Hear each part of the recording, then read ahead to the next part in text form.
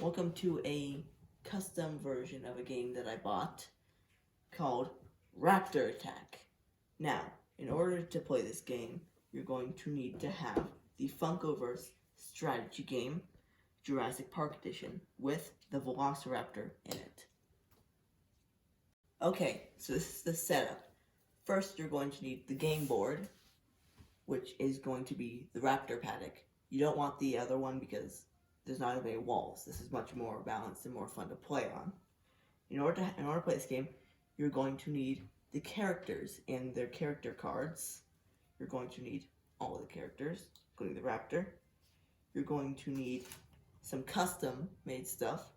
You're going to need to buy or make some note cards. Write objective on them. One of them heads, one of them tails. On either one of them has to be start power, the other one is collect DNA. You're going to need to have one coin so you can flip it for later in the game. You're going to need both the item cards for the Raptor Claw and the goggles, 5 amber pieces, all 6 dice. Bring your own dice. I got this from Monopoly.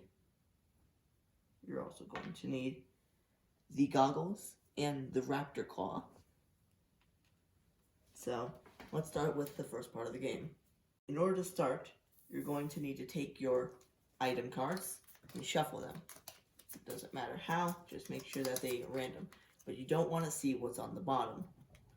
You place them inside these 2 generator slash work areas. Second, you're going to need to take all of your amber and scatter them around the game board. They're all going to need to be on their separate square. I recommend making sure that they're not too close to each other. They cannot be on these 2 or 4 squares. Those are going to be specialized for characters. Next, decide which one of these characters is going to go over here. We're going to go with Alan Grant. He will go right here, not on the hat. These 2 characters are going to need to go right here. Next, you're going to need to take your dice and decide which one of these characters is going to go first. Okay, in order to play this game, you're going to need 2 to 4 people. If you have 2 people, one of them is going to be able to play as the Raptor. The other person is going to play as all 3 of these people. You need all 3 people in the game, or else it's not as fun or fair. So, if you have 2 people, one person controls these guys, the other person controls the Raptor. 3 people, one person controls 2 of these people, one person gets to control just one of the people. And then the other person, the last person gets to control the Raptor. If there's 4 people, each person gets to play as one character, includes the Raptor. So, in order to start the game, decide who's going to go first. That depends on rock, paper, scissors, or age. The first person who goes first is going to roll the dice twice and add their things up together. Then they'll need to move their character. Well, I got 7, so I can move them 7 times. Or if I want to move just twice, I can just stop moving. But once you stop, you cannot start again. So, you cannot move diagonally or through these red walls. So you can move the characters that many times. Okay, so this is what we're going to call the warning round, or the strategizing round. Everybody gets to roll twice, but this is the only time in the entire game where you're going to be allowed to roll twice. After that, only once. At this point, after everyone's rolled twice and moved, you cannot pick up amber or go anywhere or start the generators that will be mentioned later. Everyone is going to need, you're going to need to flip this coin. Flip it. If you get tails, choose the objective that says tails. If you get heads, choose the objective that says heads. we got tails, so we're going to start on tails, which is collect the DNA. Place that face up over the other one so people can tell that's the objective. The objective is to collect all the DNA, the amber pieces, around the board. So basically, if a person rolls 6 or 6 spots, move points, they can move. But once they decide to collect an amber, they can no longer move after that. When they collect one, you put it on their character card. Now, at this point in the game, after they get their objective, the Raptor comes in. You place him on top of the hat, and the Raptor is allowed to roll once, and you add 2 to that thing. It makes the Raptor more dangerous and more intense to play with. Makes the game more fun. So I got 6, add 2, 8. The Raptor can now move 8 times. So, in order to win, the humans need to collect all of the amber pieces. Once they've done that, they have to get onto these 4 squares, and they leave the area. You cannot leave until you get all the pieces or start the generators, which we'll talk about next. Okay, next we're going to talk about the items. So, a character can come up to this radius around the little workstation, or the generator. They go up to this area, and they can either choose to not search for the item or search for the item, or start the generator, but that depends if we're doing that round. Talk about that later. So, they search for an item. Every single character, except for them, is allowed to move, but after they all are done moving, they flip over the card and see what they got. He got the Raptor Claw. This. You place it inside on their hand. People are only allowed to have one item. So, he cannot get the other item if he has this. The Raptor Claw will allow them to survive one attack from the Raptor, in which the Raptor will be attacked, the Raptor Claw will break, in which it will be discarded, and it no longer does anything. Raptor will go down for 1 turn, which means everyone else is allowed to move except for him, and they get to leave unscathed. Now, if they search for this item, they get the night vision goggles, which will allow them to see in the dark. They can move 3 extra spaces after their roll. So basically, it allows them to see in the dark, so they can move much faster and be able to see more. So let's say she rolls 4, now she can go 6. So